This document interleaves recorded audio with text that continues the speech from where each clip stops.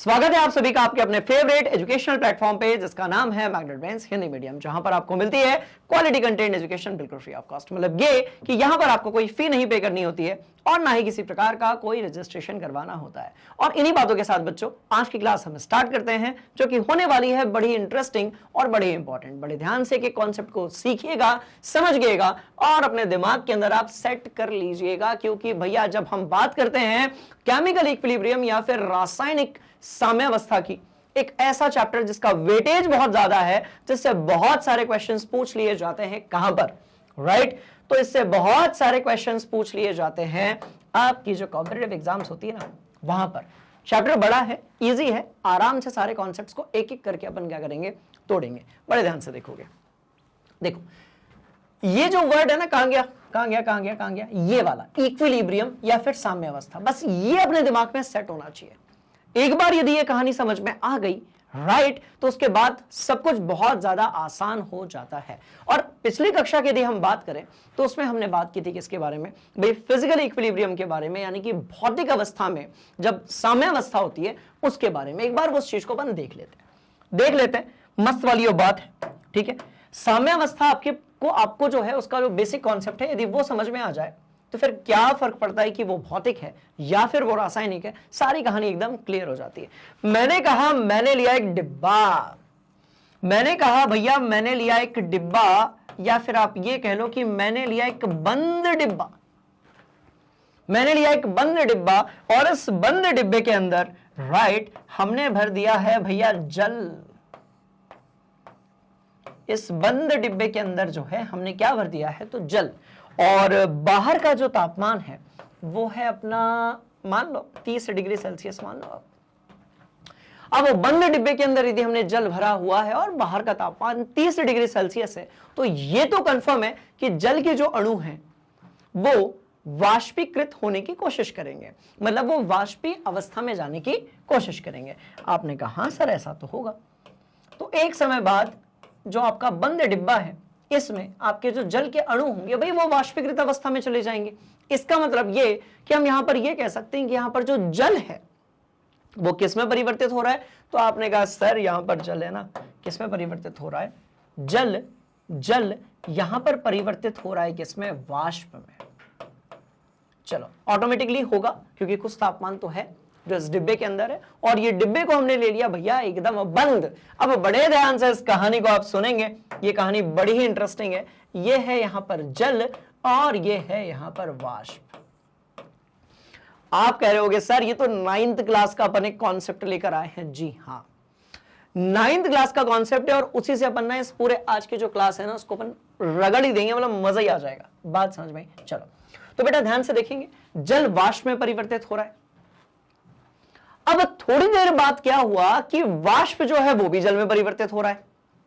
अब थोड़ी देर बाद ये हुआ कि जो भैया वाष्प है वो भी जल में परिवर्तित हो रहा है। तो पहले क्या हुआ कि जल जो था वो वाष्प में परिवर्तित हुआ, फिर जो है आपका वाष्प जल में परिवर्तित हुआ, और फिर एक ऐसी अवस्था आ जाती है जब जितना जल वाष्प में परिवर्तित होगा बस उतना ही वाष्प जल में परिवर्तित हो जाएगा। क्या कह रहा हूं, बहुत ध्यान से सुनिएगा।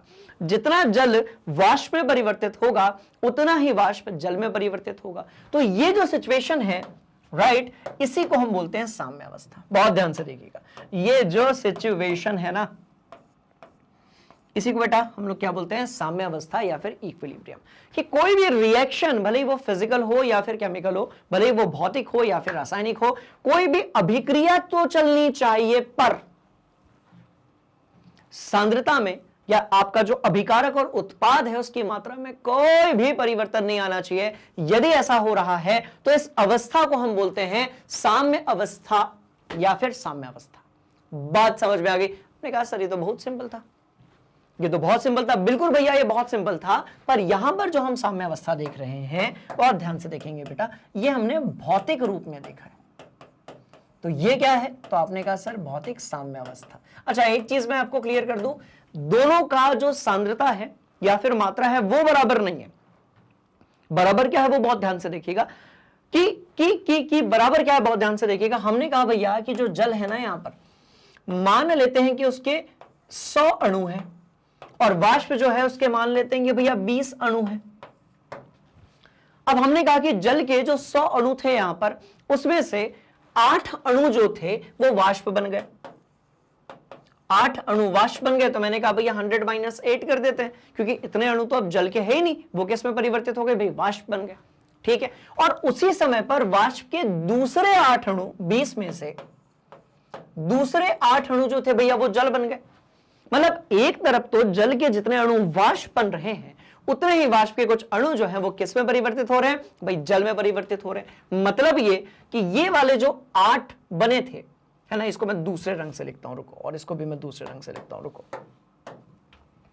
10 माइनस 8 करते हैं और यहां पर 20 माइनस 8 करते हैं। अब ठीक है, और यहां पर रुको जरा, अभी अपन हीरो बन जाते हैं, रुको रुको रुको रुको रुको रुको भैया, मजेदार। तो मैंने यहां पर लिख दिया 100 अणु, है ना, और मैंने यहां लिख दिया 100, ये यहां पर ऊपर लिख दिया मैंने 100। चलो अणु भी लिख देते हैं और ये भी हटा देते हैं। चलो ये अणु भी लिख दिया मैंने, और इसको मैंने ऐसे भी कर दिया।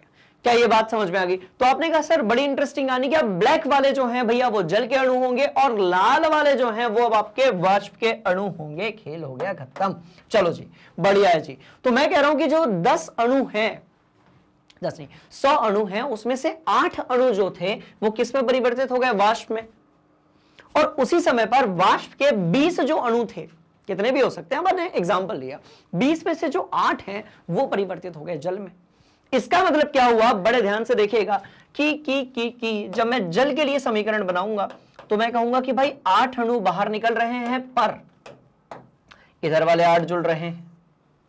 क्या ये बात समझ में आ गई? चलिए, ऑन द सेम वे यदि मैं बात करूंगा किसके बारे में भाई, वाष्प के बारे में, तो 20 में से 8 तो कम हो रहे, पर जल के जो वाष्प बने थे उसको हमने यहां पर लिख दिया। तो ये आप ध्यान से देखेंगे तो आंसर अपने को कितना मिला, तो आंसर यहां पर अभी भी अपने को 100 मिला, और यहां पर आंसर अभी भी हमको 20 ही मिला। तो आपने कहा सर अच्छा, मतलब रिएक्शन जो चल रही है भैया, परिवर्तन तो यहां पर हो रहा है, पर मात्रा में, सांद्रता में किसी भी प्रकार का कोई परिवर्तन नहीं आ रहा। इसका मतलब इस अवस्था को हम क्या बोलेंगे, साम्य अवस्था, यानी कि सामान्य एक समान अवस्था बोलेंगे। बात समझ में आ गई? तो स्टूडेंट्स बस यही कहलाता है आपका इक्विलिब्रियम, और ये हमने पिछली कक्षा में पढ़ा था, और इसको हम कहते हैं भौतिक साम्य अवस्था। अब सवाल पैदा होता है कि सर रासायनिक साम्य अवस्था यदि होगी तो उसमें क्या हम देखने वाले हैं। बहुत इंटरेस्टिंग कहानी है, बड़े ध्यान से देखिएगा। पहले इतना आप नोट कर लो, कर लिया, ठीक है, क्योंकि बच्चों यहां पर ना ग्राफ्स बहुत सारे पूछ लिए जाते हैं। कर लो बेटा एक बार फिर से। यहां पर जो स्टूडेंट्स ग्राफ्स बहुत सारे पूछ लिए जाते हैं, और अपने को ग्राफ्स भी पता होने चाहिए, कॉन्सेप्ट भी पता होना चाहिए। और अब हम चल रहे हैं किसकी तरफ, ठीक है जी, तो हम बात कर रहे हैं रासायनिक प्रक्रमों में साम्य अवस्था किस प्रकार से होगी। तो इसका आप एक तगड़ा वाला अपन उदाहरण लेते हैं, बहुत तगड़ा वाला, ठीक है, ध्यान से देखो। मैं कह रहा हूं भैया कि मेरे पास एक अभिकारक है। मैं क्या कह रहा हूं, बहुत ध्यान से देखेंगे। मैं कह रहा हूं मेरे पास एक अभिकारक है, और यह अभिकारक जो है वो किस में परिवर्तित हो रहा है, तो भाई उत्पाद में। अभिकारक जो है वो किस में परिवर्तित हो रहा है, तो भाई उत्पाद में। बात समझ में आई? उसके बाद मैंने कहा कि एक समय बाद, ठीक है, ये जो उत्पाद है ये किस में परिवर्तित हो गया, तो आपने कहा सर अभिकारक में। एक समय बाद मैंने कहा कि जो उत्पाद है वो भी किस में परिवर्तित होना शुरू हो गया। बात समझ में आई? तो आपका जो है उत्पाद में। तो एक काम करते हैं, इस कहानी को थोड़ा और इंटरेस्टिंग बना लेते हैं। एक अच्छा वाला जो है उदाहरण ले लेते हैं, बड़े ध्यान से देखिएगा, ठीक है। चलो बेटा, एक अच्छा वाला उदाहरण लेने के लिए मुझे क्या करना पड़ेगा, डिब्बा बनाना पड़ेगा। ये लो एक डिब्बा मैंने बनाया, ठीक। चलो एक डिब्बा मुझे यहां पर और बनाना पड़ेगा, और मुझे एक डिब्बा यहां पर भी बनाना पड़ेगा। और जब मैं यहां बना ही रहा हूं तो मैं यहां पर भी एक डिब्बा बना ही देता हूं। मुझे समय वाले डिब्बे को बड़ा बनाना है थोड़ा सा ना, तो मैं यहां कर देता हूं, और इसको मैं थोड़ा सा ऐसा बड़ा कर देता हूं। चलो भैया, ये लो, यहां पर आकर मामला जो है वो कैसा हो गया, एकदम चकाचक हो गया, ठीक है जी। चलिए जी, आइए जी, मजे लेंगे जी। चलिए, तो मैंने कहा बेटा कि मैं यहां पर ना समय लिखता हूं, क्योंकि आप फिजिकल केमिस्ट्री बहुत पढ़ रहे हो, और आप फिर बात कर रहे हो किसकी, बहुत ध्यान से देखना, गतिक साम्य की। इसका मतलब ये कि समय के साथ होने वाले परिवर्तन के बारे में हम बक्का बक्का बात करेंगे। चलो भाई, तो ये हो गया समय। यहां पर मैंने लिखा अभिकारक, अभिकारक की मात्रा, ठीक है। और यहां पर मैं लिख रहा हूं, बहुत ध्यान से देखेंगे भैया, उत्पाद की मात्रा, ठीक है। अब हमने एक सिचुएशन लगाई कि स्टार्टिंग में जो रिएक्शन है वो बंद डिब्बे के अंदर हो रही है और स्टार्टिंग में पूरा ही अभिकारक होगा, उत्पाद थोड़ी बनेगा। तो स्टार्टिंग में हमने कहा कि भैया t बराबर 0 सेकेंड। अब t बराबर 0 सेकेंड का मतलब क्या कि रिएक्शन तो स्टार्ट ही नहीं हुई है, राइट। तो हमने कहा अभिकारक की जो मात्रा है वो है भैया 100 मोल ले लेते हैं, चलो। और उत्पाद की मात्रा कितनी होगी, तो 0 मोल ले लिया, चलो भैया, ये भी बड़ी इंटरेस्टिंग कहानी। हमने कहा कि t इजिकल टू 0 सेकेंड की जब बात होगी तो अभिकारक जो है उसको हमने 100 मोल ले लिया, उत्पाद की मात्रा को हमने 0 मोल ले लिया। हमने कहा हाँ जी सर। अब अभिक्रिया ने होना शुरू किया। अब जैसे जैसे अभिक्रिया होगी, इसको भी मैं हटा देता हूं, बहुत ध्यान से देखना। अब जैसे जैसे अभिक्रिया होगी, अभिकारक होता जाएगा कम और उत्पाद होता जाएगा ज्यादा। तो हमने कहा कि भैया t बराबर जो है, कोई भी समय ले लो, हमने कहा भाई 5 सेकेंड हुए हैं जी या 4 सेकेंड हुए हैं जी, तो अभिकारक की मात्रा कैसी हो जाएगी, तो थोड़ी सी कम हो जाएगी। कितनी कम हो जाएगी, तो इसको अपन एक काम करते हैं, एक अभिकारक एक ही उत्पाद बना रहा है, हम ऐसे मान लेते हैं ना। चलिए, तो मैंने कहा कि भैया ये 100 में से इसको कम कर देते हैं, अपन 85 कर देते हैं। आपने कहा ठीक है सर, कोई दिक्कत नहीं है। तो यहां से यदि 85 मोल कम होंगे तो यहां पर कितने मोल बढ़ जाएंगे, 15 मोल बढ़ जाएंगे। क्योंकि मैंने कहा कि भैया जितना अभिकारक कम हो रहा है बस उतना ही क्या बनेगा, उत्पाद बनेगा। क्या ये बात समझ में आई? आपने कहा हाँ जी सर। तो अब एक सिचुएशन और लेते हैं। अब यदि मैं आपसे पूछूंगा कि अब बताओ अब क्या होगा, तो आप बोलेंगे सर अभिकारक और कम हो जाएगा और उत्पाद जो है वो और बढ़ जाएगा। बहुत सही बेटा, बहुत शानदार, ठीक है। तो अब हम इसको 12 सेकेंड पर लेकर गए। कहां पर लेकर गए, तो भाई 12 सेकेंड पर हम लेकर गए। तो अब ये 85 में से ये पता है कितना हो गया, ये हो गया आपका 55 मोल, और ये जो है अब ये आपका 45 मोल हो गया। तो इससे एक बात तो आपके समझ में आ गई कि सर यदि हम समय के साथ मात्रा का ग्राफ बनाएंगे तो वो जो ग्राफ हमें मिलेगा उसमें अभिकारक की मात्रा को हम कम होते हुए दिखाएंगे और आपकी जो उत्पाद की मात्रा है इसको जो है हम ज्यादा होते हुए दिखाएंगे। भाई सीधी सी बात है। पर हमने कहा कि इसके बाद हमने फिर t रखा। अब t इजिकल टू, तो भाई समय तो बढ़ता ही जाएगा, 20 सेकेंड ले लिया आपने, अभी भी ये 55 मोल ही है, अरे बाबा, और अभी भी ये 45 मोल ही है और रिएक्शन चल ही रही है। बहुत ध्यान से देखिएगा, अभी भी ये 55 मोल है, अभी भी ये 55 का, और ये 5 कैसे, ऐसे हिंदी में 5 लिखेंगे ना अपन, बढ़िया ये, और अभी भी ये 45 मोल है। हमने कहा यार थोड़ा और रुक लेते हैं, हमने कहा t इजिकल टू, एक काम करते हैं 80 सेकेंड पर जाते हैं और वेट करते हैं थोड़ा सा, अभी भी ये 55 मोल है और अभी भी भैया ये 45 मोल है। अरे बाबा, बड़ी इंटरेस्टिंग कहानी। देखो रिएक्शन चल रही है, ऐसा नहीं कि रिएक्शन खत्म हो गई है। मैं क्या कह रहा हूं, रिएक्शन चल रही है, पर आप ध्यान से देखो इसकी सांद्रता में, मोलों की संख्या में कोनो परिवर्तन नहीं आ रहा है। इसका मतलब ये कि इसी को हम रासायनिक साम्यता बोलेंगे। मतलब कि भैया अभिकारक की मात्रा जस की तस बनी हुई है, उत्पाद की मात्रा जस की तस बनी हुई है। अब ये दो सिचुएशंस में हो सकता है, या तो रिएक्शन खत्म हो जाए या फिर जितना अभिकारक उत्पाद बन रहा है बस उतना ही उत्पाद क्या बन जाए, अभिकारक बन जाए। यदि ऐसा हो रहा है इसका मतलब कि ये वाला जो ऊपर एरो बना है ना बबुआ, इसको हम कुछ इस तरीके से लिखेंगे, बहुत ध्यान से देखेंगे बेटा। क्या ये बात समझ में आई? आपने कहा सर ये तो बढ़िया कॉन्सेप्ट है कि जितना अभिकारक उत्पाद बन रहा है बस उतना ही उत्पाद अभिकारक बन रहा है। मतलब दोनों के मोलों की संख्या में या फिर सांद्रता में कोनो परिवर्तन नहीं आएगा, बिल्कुल नहीं आएगा भैया। तो यदि इन दोनों के लिए मैं ग्राफ बनाता हूं तो मैं कैसे बनाऊंगा, यदि इन दोनों के लिए मैं ग्राफ बनाता हूं तो मैं कैसे बनाऊंगा, उस पर बात कर लेते हैं। आ जाओ, तो दो ग्राफ बना लेते हैं। उसके लिए अपने को दो लाइन बनानी पड़ेगी। चलो आ जाओ भैया, लाइन बना लेते हैं दोनों की। क्या ये बात आपके समझ में आई? आपने कहा सर ये तो बहुत आसान है, चलो आ जाओ।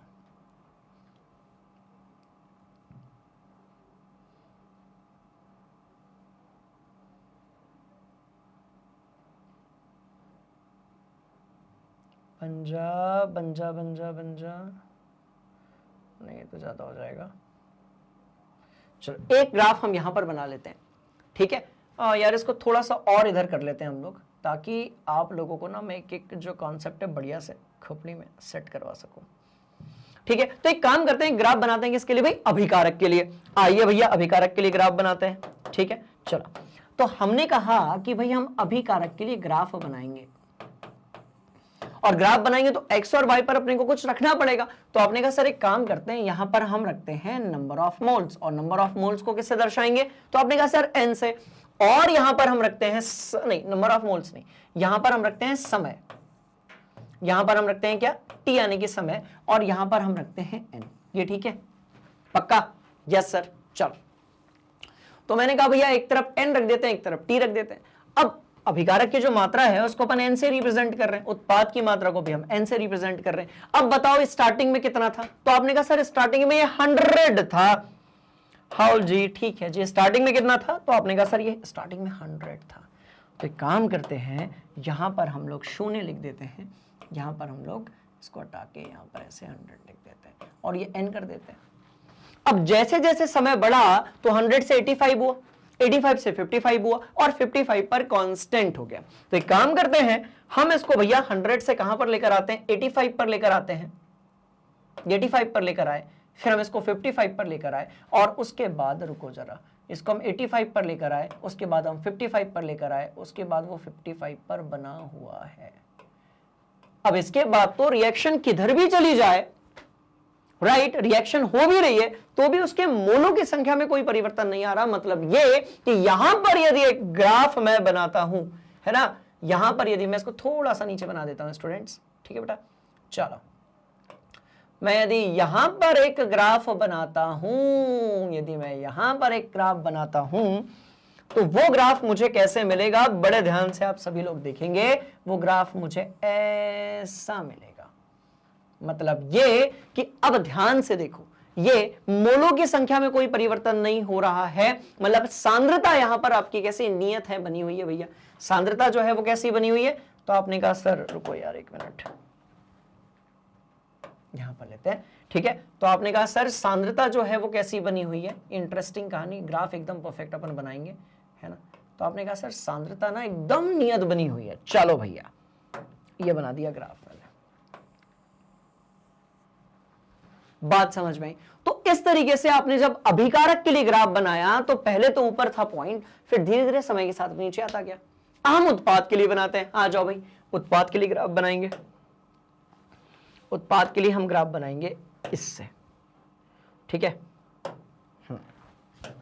ये उत्पाद के लिए ग्राफ बनाएंगे। अब हम यहां पर चलिए आइए, स्वागत है आप सभी का उत्पाद के लिए ग्राफ में। चलो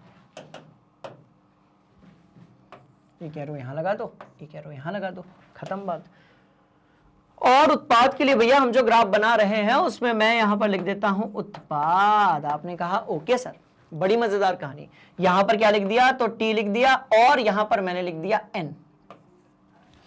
अब यदि मैं आपसे कहता हूं कि भैया टी बराबर 0 पर उत्पाद की मात्रा कितनी थी, तो आप बोलेंगे सर कुछ थी ही नहीं। जिसकी कुछ नहीं होती मात्रा उसकी कितनी होती है, 0 होती है। बहुत ध्यान से देखिएगा, यहां पर मैंने 0 लगा दिया। फिर मैं आगे बढ़ा तो मुझे एक पॉइंट मिला 15 वाला, तो अपन मान लेते हैं यहां कहीं पर एक पॉइंट अपने को 15 वाला मिला। फिर मैं थोड़ा और आगे बढ़ा तो मुझे यहां पर भैया एक पॉइंट 45 मिला। उसके बाद फिर मुझे 45 ही मिला, फिर 45 मिला, फिर 45 मिला। इसका मतलब अब यदि मैं यहां पर एक ग्राफ बनाऊंगा, राइट, बोलो यस सर, अब यदि बबुआ मैं यहां पर एक ग्राफ बनाऊंगा तो वो ग्राफ ऐसा ही तो मिलेगा। अब यदि मैं यहां पर एक ग्राफ बनाऊंगा तो वो ग्राफ जो है वो हमको इस तरीके से ही तो मिलेगा। यस और नो। तो आप ध्यान से देखेंगे कि भाई मात्रा जो है उसमें कोई परिवर्तन आया ही नहीं एक समय के बाद। एक काम करते हैं, रुको, ये लो, एक पॉइंट ये था, एक पॉइंट ये था, एक पॉइंट ये था, ये सारे पॉइंट्स को मैंने यहां पर ऐसे बना दिया। क्या ये कहानी आपके समझ में आई? आपने कहा हाँ जी sir. So one thing is clear here कि अभिकारक कम हुआ एक समय तक, फिर नियत बना है, उत्पाद बढ़ा एक समय तक, फिर नियत बना है। यदि हम दोनों ग्राफ्स को आपस में मिक्स कर देते हैं तो क्या होगा वो देख लेते हैं। बात समझ में आई? तो दोनों ग्राफ्स को हम लोग आपस में मिक्स करने वाले हैं। चलो भैया इसलिए इसको अपन थोड़ा सा बोल्ड कर देते हैं ताकि वो बढ़िया तरीके से अपीयर हो जाए। अरे यार, अरे यार, अरे यार, अरे यार, अरे यार, हाँ जी। अब दोनों ग्राफ्स को हम क्या करने वाले हैं, आपस में मिक्स करने वाले हैं और देखते हैं अभिक्रिया के लिए जो हमें ग्राफ मिलता है वो बेसिकली कैसा मिलता है। चलो, तो ये लो और यहां पर ये लो। अब स्टूडेंट्स, यदि मैं दोनों को यहां पर मिक्स कर देता हूं, पहले तो मैं लिख देता हूं, है ना। चलिए, तो यहां पर तो समय है और समय हम t से रिप्रेजेंट कर रहे हैं। यहां पर n है, ये मोलों की संख्या है, और छोड़ो ये क्यों लिखना, आप तुमको n तो पता ही है। क्या ये कहानी क्लियर हो गई? आपने कहा हाँ जी सर, पूरी तरीके से क्लियर हो गई। और यदि अब हम ग्राफ बनाते हैं तो भैया एक ग्राफ अपने को ऐसा मिलेगा। किसके लिए मिला? तो आपने कहा सर अच्छा 45 अभिकारक है, तो थोड़ा ऊपर बना देते हैं इसको। एक ग्राफ हमें ऐसा मिलेगा और दूसरा वाला जो ग्राफ हमें मिल रहा है राइट राइट राइट, वो थोड़ा सा ऐसा मिलेगा। अब पूछोगे क्यों? क्योंकि ध्यान से देखो, ये 55 पे आके कांस्टेंट हो गया, 45 पे आकर कांस्टेंट हो गया। ठीक है जी, तो यहां पर मैं 55 लिख देता हूं, थोड़ा सा नीचे। तो यहां पर मैंने 55 लिख दिया और यहां पर हमने ऐड कर दिया बबुआ 45। क्या ये बात समझ में आई? आपने कहा हाँ जी सर। तो बेटा ये जो अवस्था मिली ना, ये जो अवस्था मिली ना, ये जो अवस्था मिली ना, ये जो अवस्था मिली ना, जहां रिएक्शन तो चल रही है पर उत्पाद और अभिकारक की मात्रा में कोई परिवर्तन नहीं आ रहा है, इसी को हम बोलते हैं क्या? साम्यावस्था। राइट। और स्टूडेंट्स, मैंने बहुत समय लगाकर, बहुत टाइम लगाकर इस चीज को आपको लोगों को कनेक्ट किया है एक एग्जांपल के साथ, क्योंकि मुझे पता है कि केमिकल इक्विलिब्रियम के साथ एक ही चीज होती है। स्टूडेंट्स स्टार्टिंग में ध्यान नहीं देते हैं, बहुत सारे बच्चों को लगता है कि ये तो हमको आता है, स्टार्टिंग में ध्यान नहीं देते हैं और उसके बाद ये पूरा चैप्टर जो है वो ऊपर से निकलना शुरू हो जाता है। तो एक चीज जरूर ध्यान से देखेंगे, रिएक्शन चल रही है, सांद्रता में परिवर्तन नहीं आया और खेल आपके बिल्कुल सामने है। क्या ये कहानी क्लियर है? आपने कहा हाँ जी सर। आप इसको नोट करेंगे, अपन बढ़ेंगे आगे। चलो चलिए, तो ये वाली बात तो आपको बिल्कुल क्लियर हो गई। मतलब अब यदि आपको कुछ इस तरीके का ग्राफ कहीं पर यदि दिखता है, राइट, तो आपको पता होना चाहिए कि सर जब सीधी लाइन मिलना शुरू हो जाएगी, बस वही एग्जैक्टली क्या कहलाएगा? बहुत ध्यान से देखिएगा भैया, यही कहलाएगी साम्यावस्था। यही जो है वो कौन सी चीज कहलाएगी? तो आपने कहा सर यही एक पर्टिकुलर चीज होगी जिसे हम लोग क्या बोलेंगे? इक्विलिब्रियम या फिर साम्यावस्था। और अब हम ये एक रिएक्शन के लिए भी देख सकते हैं। एंड देखो, बहुत सारी रिएक्शंस यहां पर गिवन है कि मैंने कहा भैया मेरे पास कैल्शियम कार्बोनेट है, कैल्शियम कार्बोनेट, कैल्शियम ऑक्साइड, जिसे हम लोग बिना बुझा चूना और CO2 के साथ जो है उत्पाद दे रहा है, और उसके साथ किस में है? तो भाई इक्विलिब्रियम में है। क्या ये कहानी क्लियर है? आपने कहा हाँ जी सर, ये कहानी बिल्कुल क्लियर है। तो अपने पास बहुत सारे एग्जाम्पल हैं जिसको हम ले सकते हैं कहां पर? केमिकल साम्यावस्था, यानी कि आपके जो इक्विलिब्रियम है वहां पर। क्या ये कहानी क्लियर हुई? आपने कहा हाँ जी सर, हाँ जी सर, हाँ जी सर। चलो भैया, थोड़ा और हम लोग आगे बढ़ने वाले हैं, राइट। और हम बात करने वाले हैं किसके बारे में? एक अच्छा उदाहरण हम लोग ले लेते हैं। N2 हमारे पास है, 3H2 हमारे पास है और 2NH3 हमारे पास है, राइट। और इसके लिए हम ग्राफ देख लेते हैं। इसके लिए जो हम ग्राफ है साम्यावस्था वाला वो देख लेते हैं। तो अब हमारे पास कितनी चीजें हैं? तो N2 है, 3H2 है और 2NH3 है। चलो भैया, तो N2 है, 3H2 है और अमोनिया के साथ में ये जो आपका 2NH3 है, ये किस पर है? के लिए, क्योंकि यहां पर आपको रासायनिक अभिक्रिया दिख रही है, इसीलिए इसके लिए साम्यावस्था। इसके लिए क्या होगी? तो भैया साम्यावस्था होगी। बात समझ में आ गई? आपने कहा हाँ जी सर, बिल्कुल मस्त वाली बात है। और इतना तो नोट करो, ठीक है। फिर एक टेबल बनाते हैं बढ़िया से और ग्राफ बनाते हैं ना। पहले इतना नोट करो, हेडिंग डालो ऊपर। चलिए भैया, तो हेडिंग आपने नोट कर लिया है, इसको अपन पूरा यहां पर जो है ऐड कर देते हैं। अब बहुत ध्यान से देखिएगा होगा क्या। देखो, समय के साथ साथ, ठीक है, समय के साथ पहले तो क्या होगा कि भैया N2 और आपका जो 3H2 है, इसका कॉन्सेंट्रेशन कैसा होगा? तो इसकी मात्रा जो है वो कम होना शुरू हो जाएगी। और यदि आप देखेंगे तो 2NH3 जो है ये कैसा होने लगेगा? ये बढ़ने लगेगा।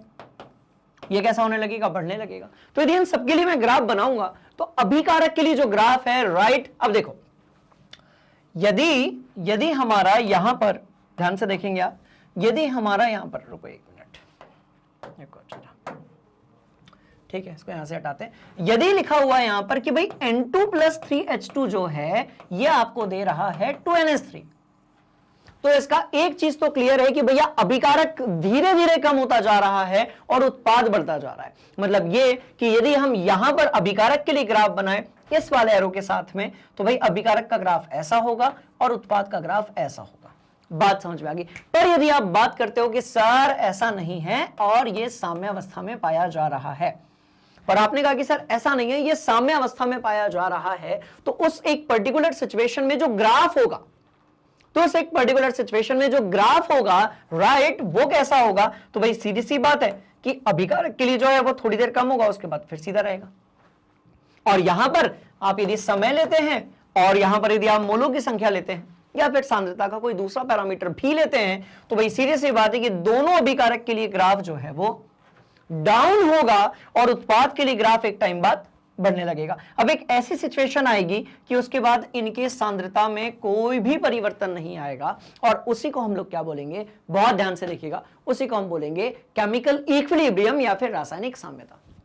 क्या ये कहानी क्लियर हो गई? आपने कहा सर बिल्कुल क्लियर हो गई। तो हम एक काम करते हैं भाई, हम इसके लिए एक ग्राफ देखते हैं मस्त वाला, ताकि वहां से ये कहानी आप लोगों को और भी बढ़िया तरीके से समझ में आ जाए। तो आपके सामने भैया एक ग्राफ है जहां पर हमने एक तरफ मोलर सांद्रता ली है, हम यहां पर मोलों की संख्या भी ले सकते हैं। डाइहाइड्रोजन जो है इसको हम लोग H2 से रिप्रेजेंट करेंगे, डाइनाइट्रोजन जो है इसको हम N2 से रिप्रेजेंट करेंगे, अमोनिया जो है इसको हम NH3 से रिप्रेजेंट करेंगे। बात समझ में आ गई? तो ध्यान से देखिएगा भाई, स्टार्टिंग में जब T = 0 था तब डाइहाइड्रोजन ज्यादा था, फिर धीरे धीरे वो कम हुआ, डाइनाइट्रोजन भी कम हुआ, अमोनिया जो है वो बढ़ गया। एक और चीज यदि आप देखेंगे कि डाइनाइट्रोजन का स्लोप थोड़ा सा ज्यादा है, देखो स्लोप ज्यादा है, अमोनिया का स्लोप कम है। मतलब यदि आप ध्यान से देखेंगे तो भैया देखो ये ऐसी सीधी पहाड़ी जो है वो चल रहा है, ये जो है कम ऊंचाई पर ट्रेवल कर रहा है। मतलब ये कि इसका जो स्लोप है वो ज्यादा है, इसका जो स्लोप है वो कम है। अब सवाल पैदा होता है कि सर ऐसा क्यों हुआ? तो बड़ी इंटरेस्टिंग कहानी कि भैया अपने पास 3H2 है और यहां पर N2 है बेटा, और ये इक्विलिब्रियम में किसके साथ में, 2NH3 के साथ में। तो एक चीज तो क्लियर हो गई कि जब एक नाइट्रोजन का आपका जो अणु है वो कम होगा, बात समझ में आई, तो उस सिचुएशन में 3 हाइड्रोजन कम होंगे। जब एक नाइट्रोजन का अणु कम होगा तो सिचुएशन में 3 हाइड्रोजन जो है वो कैसे हो जाएंगे, आपके कम हो जाएंगे। एक नाइट्रोजन जब जाएगा तो अपने साथ 3 हाइड्रोजन को भी लेकर जाएगा। मतलब ये कि जब N2 कम होगा तो H2 जो है वो उससे ज्यादा कम होगा।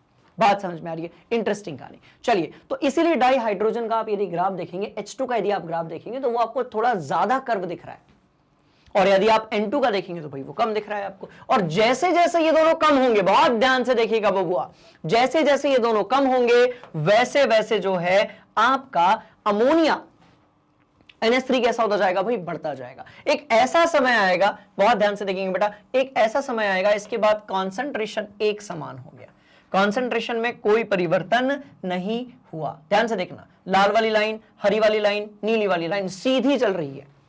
अब यहां पर आपने ये देखा कि सर समय तो बढ़ता जा रहा है पर मोलर सांद्रता में कोई भी परिवर्तन नहीं है। आपने ये देखा कि सर समय तो बढ़ता जा रहा है पर मोलर सांद्रता में किसी भी प्रकार का कोई परिवर्तन नहीं है। इसका मतलब ये हम आ चुके हैं रासायनिक साम्यता पर, कि रिएक्शन चल रही है, नाइट्रोजन हाइड्रोजन आपस में मिलकर अमोनिया बना रहे हैं, उतना ही अमोनिया टूटकर अभिकारक यानी कि नाइट्रोजन और हाइड्रोजन बना रहा है, पर मोलर सांद्रता कोई परिवर्तन नहीं है। तो इसी को हम बोलते हैं केमिकल इक्विलिब्रियम या फिर आपकी रासायनिक साम्यावस्था। क्या ये कहानी क्लियर हो गई? बिल्कुल क्लियर हो गई। एक और कॉन्सेप्ट है और एक बड़ा कॉमन डाउट है, बात समझ में आई, जो हर बच्चे के दिमाग में आता है कि सर सांद्रता या साम्यावस्था जो है वो इधर वाली स्टेट है या इधर वाली है। बहुत सारे बच्चों को ये लगता है, मैं बता देता हूं, ये बड़ा ही कॉमन डाउट है। बहुत सारे हमारे धुरंधर स्टूडेंट्स को लगता है कि सर साम्यावस्था का पता है मतलब क्या होता है। बहुत सारे धुरंधर बच्चों को ये लगता है कि सर साम्यावस्था पता है इसका मतलब क्या होता है, कि जब अभिकारक एवं उत्पाद की सांद्रता, सांद्रता बोले तो मात्रा एक समान हो जाए। बहुत सारे बच्चों को लगता है कि जब दोनों की सांद्रता भैया एक समान हो जाए, दोनों की सांद्रता एक समान हो जाए मतलब ये वाला पॉइंट, इसको एक्स पॉइंट बोल दो, इस एक पर्टिकुलर पॉइंट पर आप देख रहे होंगे कि भाई दोनों की सांद्रता जो है वो कैसी हो गई, एक समान हो गई। तो वही लिखा हुआ है। बहुत सारे स्टूडेंट्स को लगता है कि सर साम्यावस्था वो होगी जब अभिकारक और उत्पाद की जो सांद्रता है वो कैसी हो जाए, एक समान हो जाए। स्टूडेंट्स ये बड़ा कॉमन डाउट है, ये हर बच्चे को आता है, पर ऐसा बिल्कुल भी नहीं है। ये कोई भी साम्यावस्था नहीं है, ये किसी भी प्रकार की साम्यावस्था जो है भैया वो नहीं है। ये सिर्फ एक रिएक्शन के बीच का टाइम है, एक ऐसा टाइम जब यहां पर दोनों की सांद्रता सेम हो गई। ऐसी पोजीशन जिसके बाद समय बढ़ रहा हो, रिएक्शन चल रही हो, पर सांद्रता में परिवर्तन ना आए, उसी पोजीशन को हम लोग साम्यावस्था कहते हैं। क्या ये कहानी क्लियर हो गई? आपने कहा हाँ जी सर, हम इसको अपनी कॉपी में बहुत बढ़िया तरीके से क्या करेंगे भाई, नोट करेंगे। ठीक है, चलो पक्का। चलिए, तो इस ग्राफ में कोई दिक्कत नहीं, इस ग्राफ में तो अब कोई दिक्कत ही नहीं है, सवाल ही खत्म हो गया। ठीक है, चलो चलिए और आगे हम बढ़ने वाले हैं। ठीक है, हम एक ग्राफ और देखेंगे जहां पर हम कह रहे हैं कि भैया सुनो, जो आपका अभिकारक है वो क्या है, H2 है और I2 है, और उत्पाद आपको क्या मिल रहा है, तो 2HI मिल रहा है। इसका मतलब ये कि समय जैसा जैसा कैसा होता जाएगा भाई, बढ़ता जाएगा, तो ध्यान से देखेंगे ये क्या होगा, आपका अभिकारक होगा। ये क्या होगा, आपका अभिकारक होगा। बोलो यस सर। तो अभिकारक कैसा होता जाएगा, तो चलो भाई बना लेते हैं इसको। अभिकारक कम कम कम कम कम कम कम होता गया। ठीक है, कम होता गया, कम होता गया, फिर यहां पर पहुंच गया। ये जो दोनों पॉइंट्स है, इसको मैं नाम दे देता हूं, बहुत ध्यान से देखिएगा बेटा। ये दोनों पॉइंट्स जो हैं एक्स और वाई, इनफैक्ट इन दोनों पॉइंट्स के बीच से लेकर यहां तक जो है आपका क्या बन रहा है, ध्यान से देखना, बहुत इंटरेस्टिंग बात, ध्यान से देखना। देखो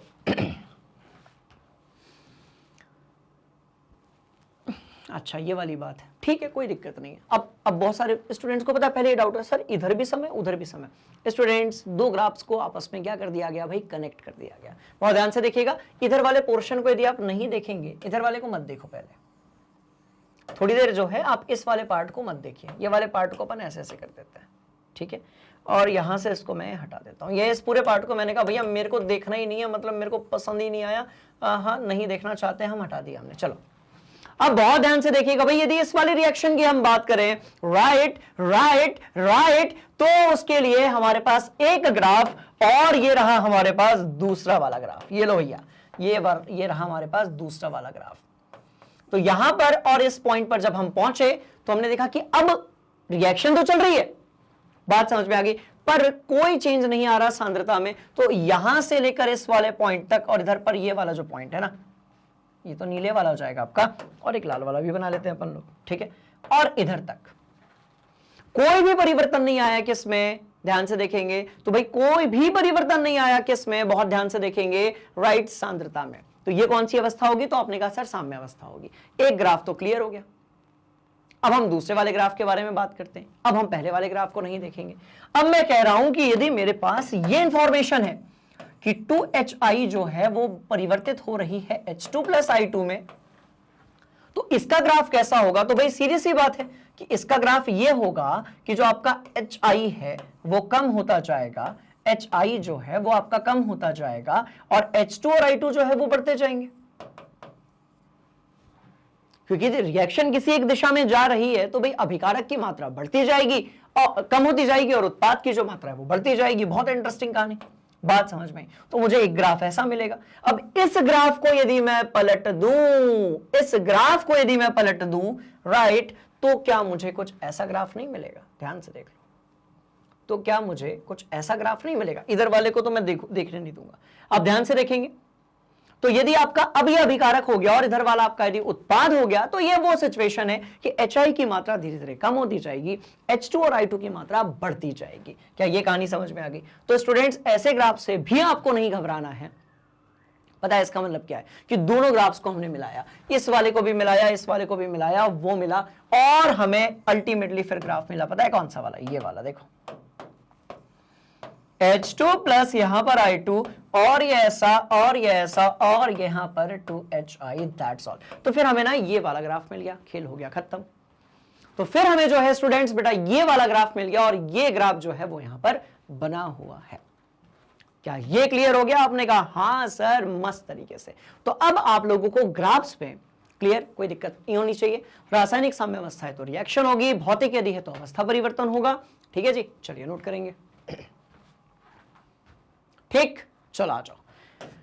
अब हम थोड़ा सा और आगे बढ़ने वाले हैं और हम बात करने वाले हैं भैया कि जो रासायनिक साम्यता होती है इसमें कौन से अभिलक्षण होते हैं। तो बहुत ध्यान से देखिएगा। एक बार साम्यावस्था के प्राप्त हो जाने पर, एक बार साम्यावस्था के प्राप्त हो जाने पर निकाय के प्रेक्षणीय गुण जो हैं वो स्थिर हो जाते हैं। निकाय के जितने भी गुण होंगे वो कैसे हो जाएंगे भाई? स्थिर हो जाएंगे। जैसे सांद्रता है स्थिर हो जाएगी, प्रेशर है स्थिर हो जाएगा, आयतन तो स्थिर ही रहेगा क्योंकि हम बंद डिब्बे में इसको कर रहे हैं। साम्यता केवल तभी प्राप्त होगी जब अभिक्रिया बंद पात्र में होगी। बहुत ध्यान से देखेंगे, ये सबसे इंपॉर्टेंट पॉइंट है कि भैया अभिक्रिया जो है वो बंद डिब्बे में होनी चाहिए। खुले डिब्बे में यदि होगी तो ये खेल होने वाला नहीं है। चलो ये दो चीजें हो गई और आगे बढ़ेंगे। आ जाओ भाई।